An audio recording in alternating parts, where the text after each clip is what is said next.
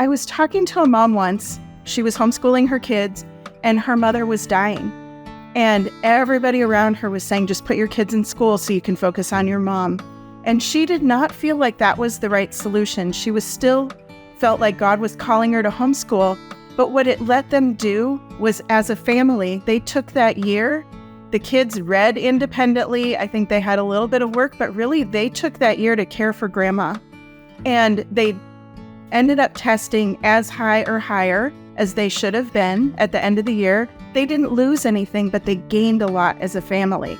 And so when things come up, we can get fearful and think, oh no, someone else needs to do this, they'll do it better. But that's not necessarily the case.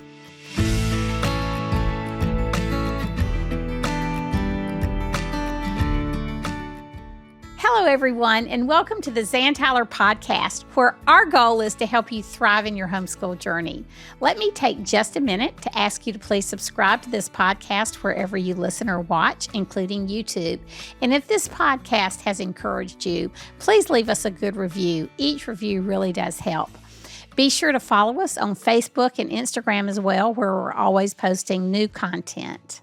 This podcast is brought to you by BJU Press Homeschool.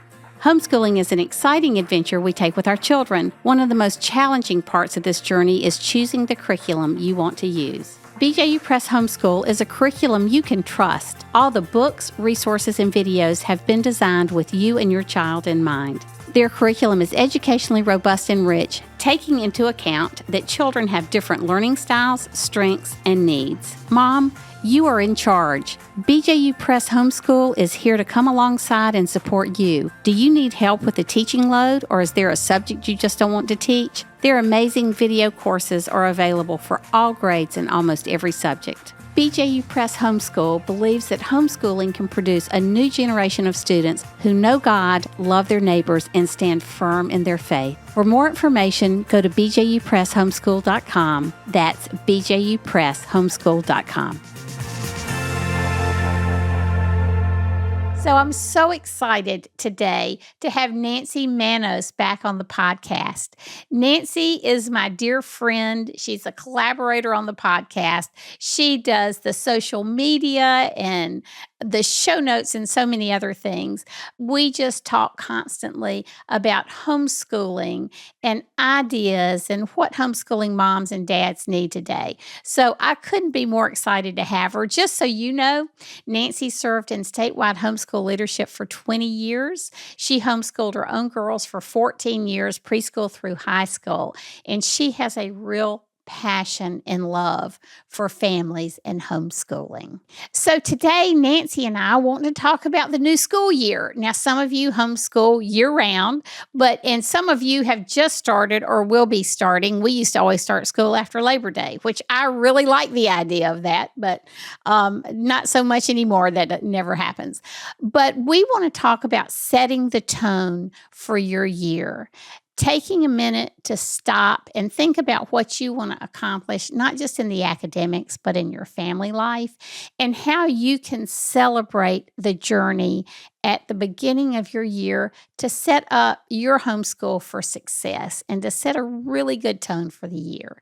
So Nancy, welcome and thank you so much for being here. Oh, thanks for having me. It's always fun to come on and just to get to I love your heart to help families thrive in their homeschool, and that's my heart too. So if we can share from our experience to encourage those that are in the trenches, homeschooling their kids, what a blessing. Amen to that. So we were talking together just about ways to kick off the school year with a celebration. So I know every year with my kids, we would try to do something special that first week of school or the first day, really. And so when the kids were little, I would buy special toys for them or something special that I knew they had expressed an interest in.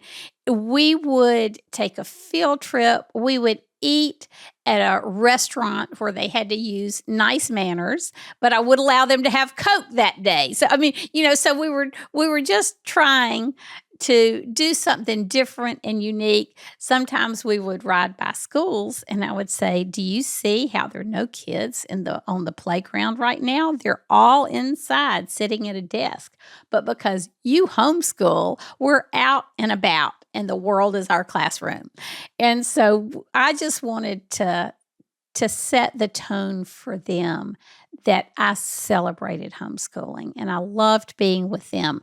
Now, there were certainly days I'm sure I did not communicate that, but at the beginning of the year is a good time just to let your children know how much you love and enjoy them. It's so true. I love that idea of doing something special. So because we did kind of homeschool year round, and we just went from one level of math to the next level of math and one level of reading or whatever, that sometimes it felt like there wasn't a break between school years. And so what we ended up doing was, I just felt like it's just drudgery. We're just continuing on. So how could we make this fun? And I came up with this idea to do a back to school treasure hunt. And so I would make up clues. I would pick this is our first day of the new school year. And the night before, James and I would hide the clues around the house. Some years I would have prizes at each clue. So they would find the next clue and there would be a prize there and another clue. And some years it was a bigger thing at the end. So, for us, it was like Adventures in Odyssey, a new set. That was all the rage when we were homeschooling. Although my grandchildren love them too. So that has not died away. Or, it could be something for a collection that they had or, something that they're interested in, a new book for them. It could be, really anything. We had so much fun from year to year. One year I got them new beanbag chairs, and I hid them in the last place was the trunk of the car.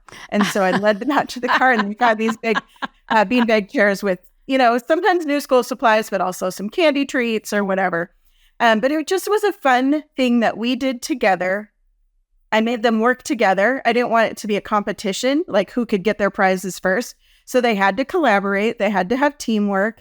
And it just was made for a really fun start to the day because we never did that any other time of year. So that's how we kicked off the year, because sometimes it can feel like you're just going from thing to thing.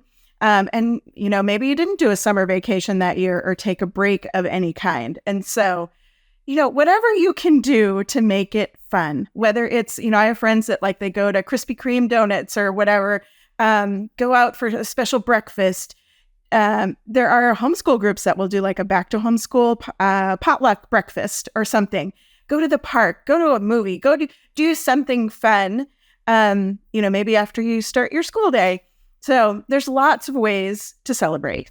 That is for sure. I love that idea of the treasure hunt. I know I've done a couple of Capitol Days this year where homeschool families get together at their state capitals and talk to their legislators and have a speaker and a rally. I mean, it's just good for homeschool freedom. But in two of the places I was this year, and I'm remembering Iowa or South Carolina in particular, they had scavenger hunts. And they would find different things at the state capitol using clues. And so I love that idea of implementing that in several things throughout the year. Your celebration at the beginning of the school year, the Capitol Day, it was just, that is just really a fun idea. And so one of the quotes I love is a quote by Harriet Beecher Stowe's brother, Henry Ward Beecher, I believe was his name. He was a pastor in the 1800s. And he said, "The mother's heart is the child's classroom." And so while we need to focus on our learning area in our home for our kids, get it organized. If you have a schoolroom, get that set up. If you use the sofa and the dining room table, have a place for the books. But I think the first thing we need to do as homeschool moms is really look at our own hearts and see where that is for where our hearts are in terms of our children and our homeschooling, because that really will set the tone for the year. It's so true. Don't they say that the mom is the thermostat in the house? You set the temperature in your home. You set the tone and the atmosphere. We can create stressed out, frenzied. Like, we can create whatever atmosphere we want, but don't we really want a peaceful home where there is joyful learning taking place and relationship building and sweet memories being made with our kids? And so we have that opportunity. That helps me. I love this, Zan. You have a talk that you do on running the homeschool race.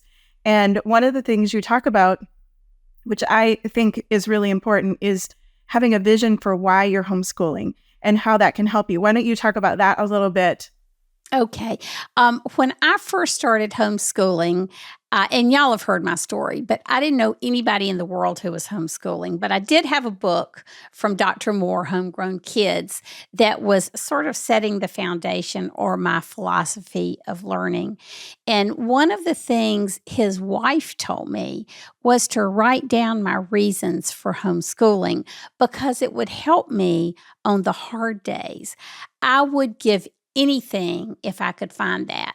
So some people call it a philosophy of education. I didn't know enough then about education to have a philosophy.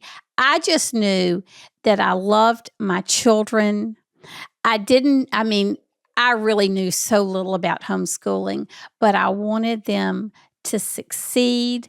I wanted them to love learning. I had a couple of Bible verses the Lord had led me with that year.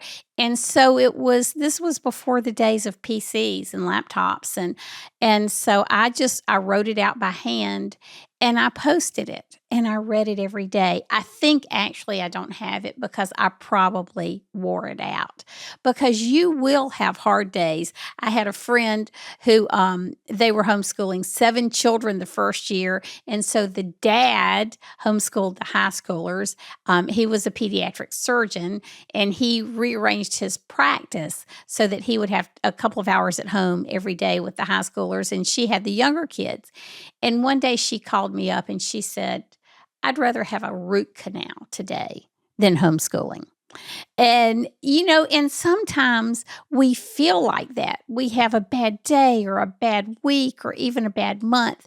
And we just have to, we pray and we pull ourselves out of it. But mainly we go back to the why of homeschooling. Why are we doing this? We love our children. We want them to love the Lord. We want them to love learning in accordance with the gifts that God has given them.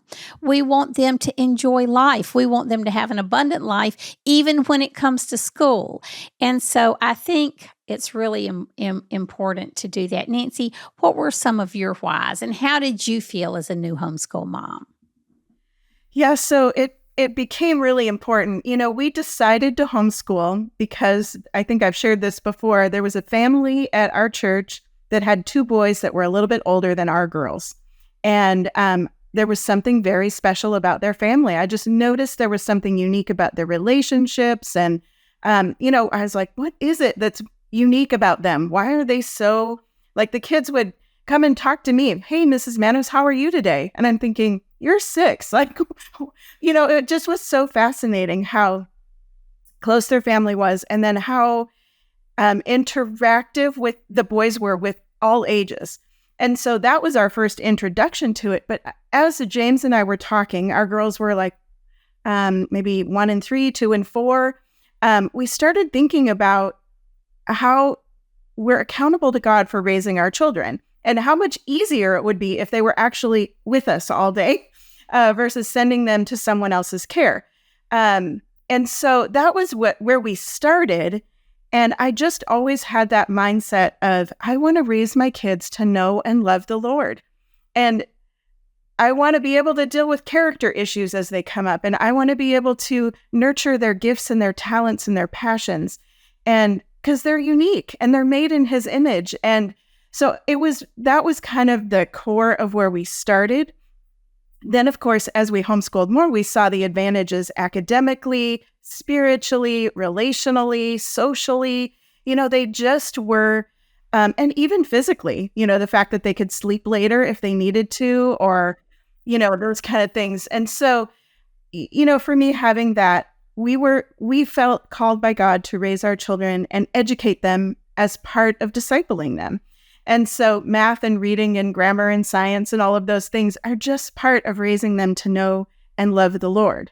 And so that helped me on those hard days. There was never a moment where I felt like someone else could do this better, because God is with us. He's the creator of the universe, right? So when you run into a problem, when you don't know how to teach something, when you feel like you're in over your head, which does happen, he's there to meet you, to meet your needs. He wants to help you. And so I just, think for me, that was kind of where we started. And we saw him faithfully provide over the years in so many ways that I can't imagine doing anything else. And then when you get to those teen years, isn't it amazing when they can sleep in if they need to?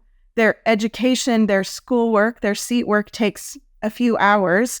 They have time for jobs and internships and, to explore their passions and their interests and to volunteer and serve at church and all those things. So I think the experience too can help, because you can see how rich it is. So I know that was probably long and rambly. No. I think one of the things you say is, everything you said was so important. But one thing I want to go back to a little bit is that your goals will develop and change with every year of homeschooling. So make sure you make it an annual exercise of writing down the whys of homeschooling, what you'd like to see accomplished in your kids' lives. If you've got unusual circumstances like a child who's potty training or a child who's having a problem with math and you want to focus on it, write out your plan, not a professional plan, just the things you want to ask the Lord, seek the Lord about and ask him for help in your homeschool. And I know that by the time, Nancy, what you said about the teen years, so many people will stop homeschooling in high school. I just want to say those can be the best years. They've turned, your children are fun, not that they aren't always fun human beings, but they become your best friends in so many ways. And it's just, just those teen years can be so great and so gratifying. And, and so I think Nancy and I really are a study in contrast at this point. So I want to encourage each type of homeschool mom out there. If you are a COVID mom, or all of a sudden you realize you've got to put your kids out of school and pull your kids out of a traditional school and homeschool them for whatever reasons you have decided are important, you don't have as much prep time as Nancy had. That's definitely where I was the first year we homeschooled. I'd never heard of homeschooling in my life in March. I was threatened with jail in June. We had a hearing over my situation in July, and in August we started homeschooling. And so there just was not time to be nearly as thoughtful as James and Nancy had the time to be. But let me encourage you, the Lord will meet you there too, and you will grow in your journey. If you were the type of person who knew you wanted to homeschool from the very beginning and started attending conferences when they were 2 and 3 years old, I just say, wow, more power to you, and may the Lord continue to bless you. So my husband, Joe, always says there's 2 times to plant an oak tree, 20 years ago and today. And so if you're new to homeschooling and you're just getting your feet wet and you're overwhelmed with all that it means, just take a deep breath and know that as you pace yourself, and some of the things we'll talk about today, that you will find your stride and you will walk in that. And then hopefully many of you are like Nancy, and you had goals and a plan and vision as you started. So Nancy, did you ever want to quit homeschooling? I did not. I can't say that I ever did, but that doesn't mean there weren't hard days. There were definitely days where I will say James was super helpful. And my oldest and I are 2 peas in a pod. We're very gifted similarly. Our personalities are similar, and we butted heads a lot, a lot. And James would have to come be the peacemaker. He negotiated more peace treaties in our house. Olivia and I would just clash. And he would be like, time out, Mommy, you go to your room. Olivia, you go to your room. And then he would talk us off the ledge and help us to find unity again. But homeschooling was never the issue. But I love that you mentioned that about people starting at different times. There's a lot of families that have started where their kids have been in school and they're not accustomed to seeing mom or dad as their teacher. That is an adjustment. And so that is something that you need to be aware of as you start your homeschool year, whether it's your first or your sixth or whatever, that you are going through a transition where your kids have seen someone else as their teacher and you're just the mom. So Yes. there is that transition of them learning to see you as their instructor also, or really their learning coach. And so I think being mindful of those transitions and the unique situation that your family is in. Like you said, I mean, maybe there's a new baby, maybe there's an aging grandparent, maybe there's a health issue, maybe you're dealing with something. I was talking to a mom once she was homeschooling her kids and her mother was dying. And everybody around her was saying, just put your kids in school so you can focus on your mom. And she did not feel like that was the right solution. She was still felt like God was calling her to homeschool. But what it let them do was, as a family, they took that year. The kids read independently. I think they had a little bit of work, but really they took that year to care for grandma. And they ended up testing as high or higher as they should have been at the end of the year. They didn't lose anything, but they gained a lot as a family. And so when things come up, we can get fearful and think, oh no, someone else needs to do this. They'll do it better. But that's not necessarily the case. Amen to that. There's so many things I want to go back and unpack a little bit about what you said. And one of the things is, if you have pulled your children out of school for the first time this year, I would really encourage you to walk slowly into the homeschooling waters.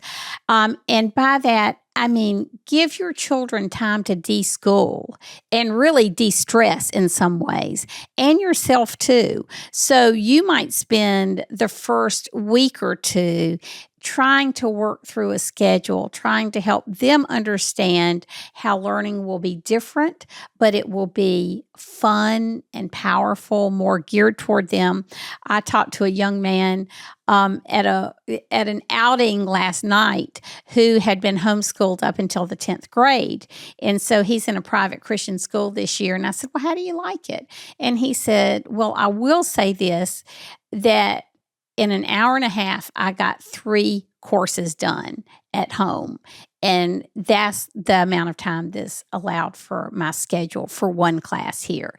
And so, there's just different efficiencies, different strengths. They may miss their friends. So you'll want to make sure that you find a way through a co-op or just through a support group or other people who are homeschooling, that you pay attention to the gaps they're feeling in their life. You can't fill them all, but you can adjust together. You can pray through them together. And I would say the biggest thing is to be patient with your children and patient with yourself. It's really a little bit, when you start homeschooling, it's like moving to a different country and getting used to that culture and the language and the acronyms. And, there's a lot to assimilate. But I think in terms of running the homeschool marathon, as Nancy was talking about, a marathon goal runner that I used to read, a gold medal winner, he said one time that Americans want things quick and fast. We're instant, we're the microwaves. He said, but running a marathon is really an investment that takes time and energy. You have to pace yourself, you have to train, and you can't sprint through it. And so I think it's just really good advice to stop, let your children adjust, and let you adjust. That is true. Even if you've been homeschooling from the start, you're going to run into seasons where your kids need something different than they needed in the previous season. Mine, when they hit the teen years, they needed more sleep. They needed more grace as their bodies were changing and things were happening, and, just your emotions and all the things. And so I think being in tune with your kids and what they need is such good advice. Friends are invaluable, especially if you can get good friend groups, before they hit the high school years. Because I feel like those friendships that carry them through the high school years are really crucial. But even if you're starting then, there are amazing homeschool opportunities. You are not living in a season where there are limited options. Absolutely. Actually, that is probably one of the problems sometimes is there's so many things available to us as homeschoolers that sometimes we need to do the good, better, best evaluation. If you fill your day with all the good things, then you haven't saved time for the better and the best. And so sometimes we need to say no to some of those great opportunities that come up because there's so many of them, but that's a good problem to have. Yes, that's right. For sure. Zan, talking about what you were just sharing, it makes me think about expectations and setting expectations that are reasonable. One of our dear friends had 4 boys, and this is just so much how I used to think.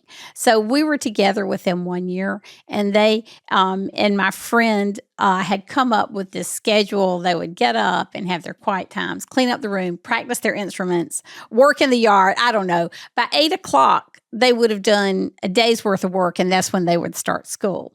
And so I thought I was so impressed with this schedule and so intimidated. So we called her the first week, and we got the husband, Billy, on the phone. And I said, well, how are things going? And he said, well, the first day it was 8:00 and we were still looking for matching socks. And so, so we really do. I mean, we want to have a vision for where we're going, but we need to leave room in that vision for the dailiness of life, just like you're talking about. And Nancy, one of the things you said that I just want to reinforce, the mom whose mother was dying, is how much our kids learn through walking through different things like that with us. We lost a baby at 6 months, and it was our second year we were homeschooling. I just wanted to crawl in a hole and die, put the kids in school. And instead we went home and we homeschooled and planned our first public hearing. And I've often looked on homeschooling issues. And so I've often looked back on that, and I thought that was the greatest lesson in life and death and eternal life that my sons ever had, especially in their growing up years. And so those are lessons. I think books are important, but those are lessons that books don't teach. Life does. And one other thing I want to come back to before I forget, you were just talking about how the Lord meets you at every step when you homeschool. I love to think of God as our ultimate superintendent of education, who has nothing but the goodwill of our children and the direction of their lives in mind. Yes, it's so good. That's so good. So I love that. Or just, I look back on the years of homeschooling, and don't you wish you could take what you know today and go back and parent better? Yes. Homeschool Yes. better, like all the things. But, there's something about going through this yourself. It would be great. And there are homeschool consultants and coaches out there that will help you. BJU Press has amazing consultants. But there's something to be said even about picking curriculum and but figuring out your day, learning your kids' learning style, all of those things, learning your limits and your what triggers you, the things that just as a human being, walking through that and clinging to the Lord and having Him help you, and the growth that takes place as a woman, as a mom, as a dad, as you are, just waiting on the Lord and just making yourself available, being faithful and obedient and doing your best with every single day. It's amazing to me, the growth. And I wouldn't change the hard things we went through for anything, because they helped me to be the person I am today. So homeschooling, I feel like, and your kids, they say that kids are like holy sandpaper.